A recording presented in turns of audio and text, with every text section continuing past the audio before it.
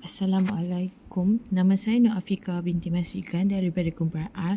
Hari ini saya ingin membentangkan tentang pelajar belazim. Pelajar belazim ni mempunyai 4 kategori. Kategori pertama adalah hyperaktif, kedua adalah agresif melalui lisan ataupun fizikal, yang ketiga mengasingkan diri, dan yang keempat adalah vandalism. Untuk yang hyperaktif, saya ingin menjelaskan bahawa hyperaktif bermaksud pergerakan yang terlampau cergas hingga sukar dikawal. Ia mempunyai ciri-ciri seperti mempunyai tenaga berlebihan yang suka bergerak tanpa tujuan. Yang kedua, tingkah laku suka diramal tanpa memikirkannya. Dan yang ketiga adalah emosi yang kurang stabil. Contoh seperti kanak-kanak yang mempunyai tenaga terlebih dan tidak mampu dikawal oleh gurunya di dalam kelas dan tidak mampu untuk mendengar kata-kata gurunya. Itu adalah pelajar yang hyperaktif dan kerana itu mereka suka untuk memberi tumpuan. Oleh itu, untuk pelajar yang hyperaktif ini, saya ingin mencadangkan kaedah belajar sambil bermain, iaitu guru boleh menyediakan ruang khas untuk murid tersebut, iaitu bersendirian di ruang tersebut dengan mempunyai bahan untuk pelajar tersebut bermain sambil belajar dengan bersendirian. Yang kedua, untuk aggressive lisan fizikal bermaksud tingkah laku yang dirancang untuk menyakitkan orang lain, dan melalui fizikal ia merangkumi ugutan secara fizikal dengan menggunakan kekerasan seperti bergaduh dan bertumbuk. Dan lagi satu, lisan merangkumi perlakuan yang berbentuk lisan, iaitu kata-kata yang kurang sedap didengar, yang berasaskan kurang ajar dan tidak sopan. Oleh itu, untuk yang seperti ini, saya ingin mencadangkan kaedah main peranan. Kerana pelajar seperti ini, mereka kurang untuk mengambil berat dan mengambil kisah tentang orang lain.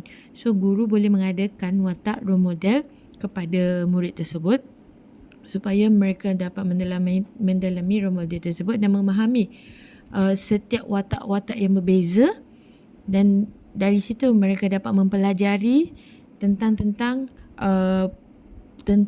perkara yang berbeza, perasaan yang berbeza dan watak-watak berbeza. Seterusnya adalah mengasingkan diri, iaitu sering mengasingkan diri dan mempunyai personality pasif atau introvert. Oleh itu, sesetengah murid mereka akan berasa malu.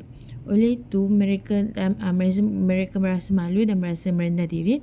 Oleh itu mereka senang dan mudah untuk mengasingkan diri dan tidak gemar ataupun suka bergaul secara sosial. Oleh itu ia mempunyai karakter yang tertutup dan kurang bergemar bersosial dengan rakan-rakan, serta bersikap menerima sahaja tanpa tindak balas aktif.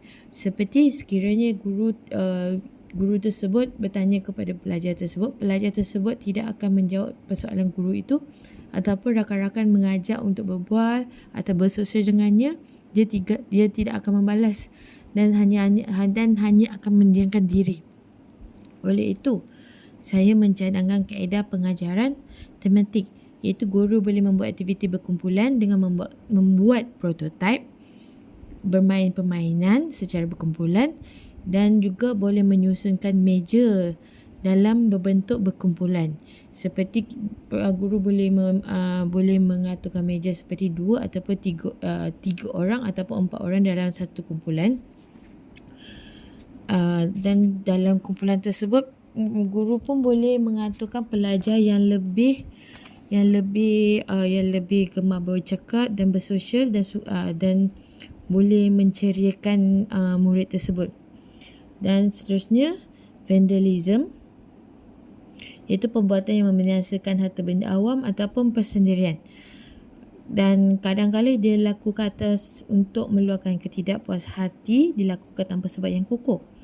Kerana sesetengah murid tersebut mereka berasa tidak dipandang berat oleh guru ataupun tidak dipandang berat oleh keluarga atau ibu bapa di rumah, makanya untuk menunjukkan ketidakpuas-hatian, mereka akan menggunakan objek tertentu untuk menunjukkan ketidakpuas-hatian tersebut, supaya orang lain dapat melihat objek tersebut lain daripada yang lain dan merasakan dia lain daripada yang lain.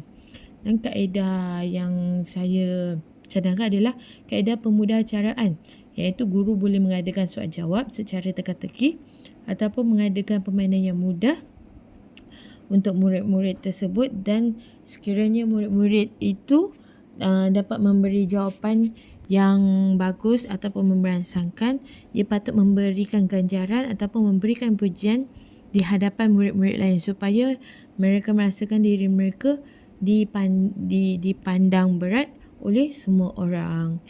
Dan rumusan di sini iaitu pihak pendidik ataupun sekolah haruslah memberi hak kesamarataan kepada pelajar bilazim ini supaya mereka diberi peluang merasai kegembiraan pada alam persekolahan serta mendapatkan pendidikan yang berkualiti.